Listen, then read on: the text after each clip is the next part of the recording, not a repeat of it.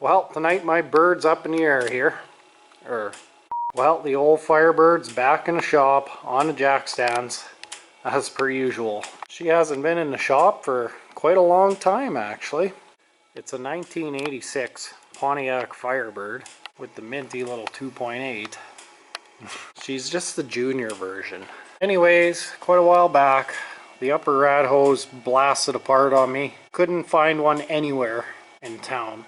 Although back then I never shopped on Amazon yet, so maybe Amazon would have something. Regardless, I ended up stabbing together two pieces of just universal radiator hose because one piece wasn't quite long enough. This is like a big old honking friggin' upper rad hose on this thing. Anyways, got that done.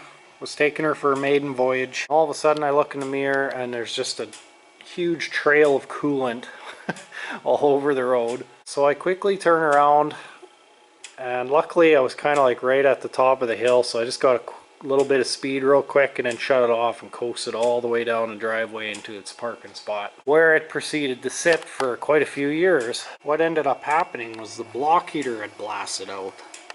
You can't really even see it from here. It's really hard to see from the top, and yeah, I just, right when it happened I was looking around trying to figure out what happened. And when I saw that block heater tucked way down there, I was like, oh man, I have to take half the engine apart to get to the friggin' thing. So she just got parked. I didn't have time for that crap. But alas, here we are. Finally found the ambition to check her out. And yeah, at the time I wasn't sure how the heck this little block heater even secured itself into the block. I couldn't see that it has a screw in the middle of it there, just like every other block heater. So yeah, I don't know what happened there, but for whatever reason she just blasted out of there, and it won't come all the way out. I don't know, maybe part of it rusted away or something.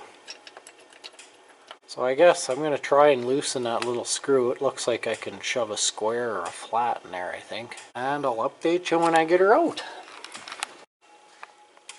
Yeah, she just broke off one side of her thingamajig that holds it in place. I wonder if I'm pretty sure I've got an old thermostat or two lying around here somewhere. I might be able to rob this piece from it. Kind of doubt it, because usually the other ones I have are a little bigger around, I think. So that thing might not work, but we'll see. It'd be pretty dope to get her driving tonight. Whew, well finally, that was quite the fight to get out of there. I got this out of a block heater from a random Datsun engine I have just kind of lying around. We're going to see if we can make it work to replace this one. I don't, that's weird. Why would that break like that? Doesn't even really look corroded or anything.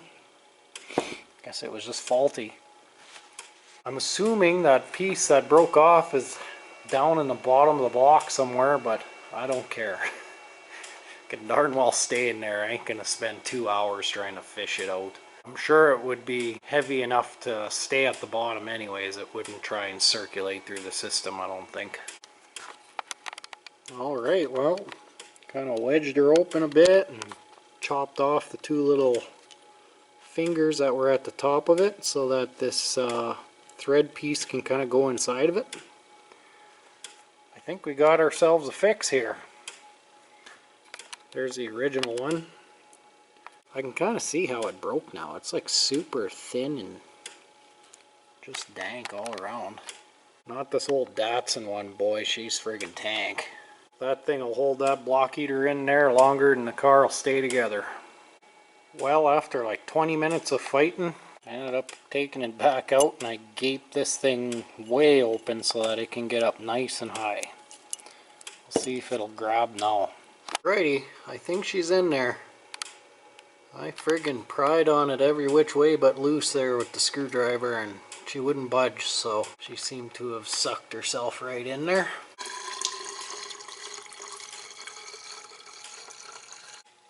Well, she's already leaking and it hasn't even been pressured up yet, so something is wrong. I guess the O-ring must be bad. Dang, should put a new one on while I had it out. I guess we're taking it out again. Well, I clapped out last night. We had to wait till the next day. So I got a new O-ring on this blockader deal here.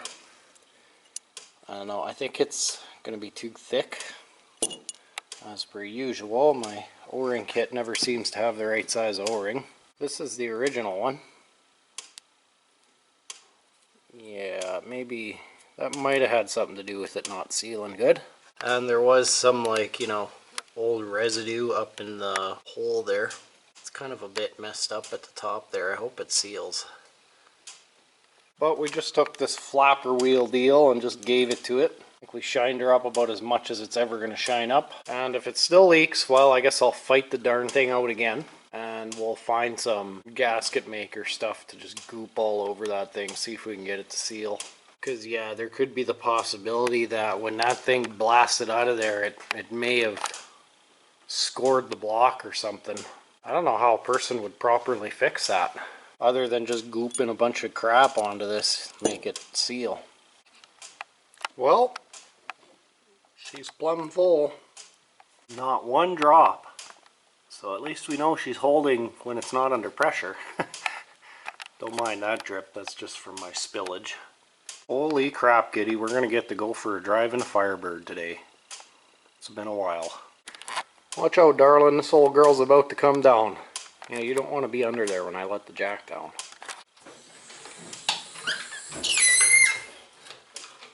Oh, it's just like I'm going to jump into a car I just bought and go for a drive. It's been so long.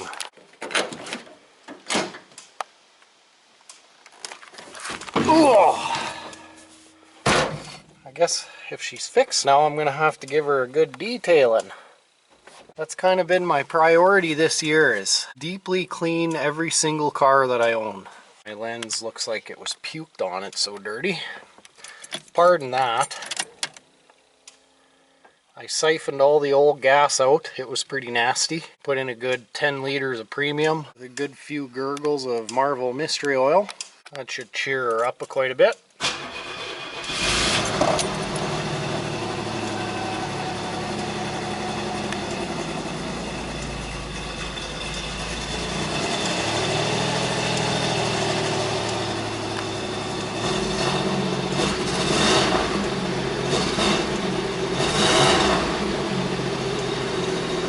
She's going to need a little run time, clean out those injectors.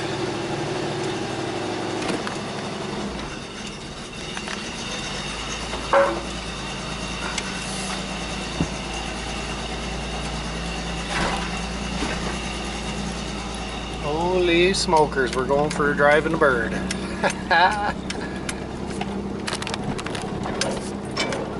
Ooh, I forgot how rattly and rubby this car is. But the steering is tight. One of the most solid front ends I've got on my rigs. Well, the speedo still works.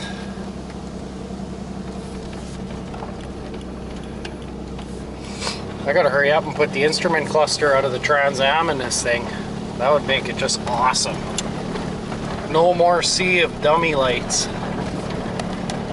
Well, I'm just gonna very casually cruise around lightly until it hopefully burps out the air here. When she starts to get a little bit warmed up, I'm gonna go park it up on a hill, shut it off, and carefully remove the rad cap and see if any air gurgled out.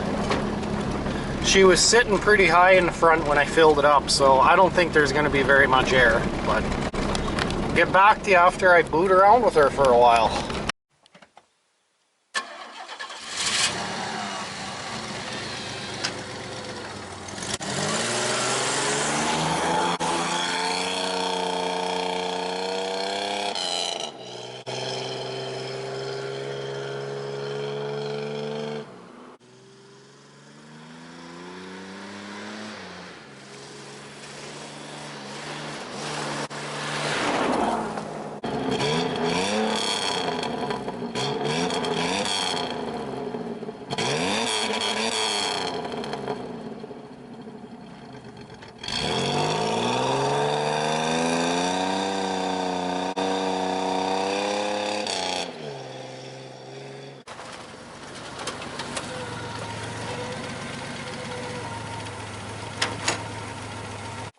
did a number on the road here, but she's still working great. No leaks, not even a seep. And other than being a little cranky the first hour or so of ripping around after having some Marvel Mystery Oil and some premium gas in the tank, it started to clear up. She's running about as good as she ever has now. She still has her tired old march.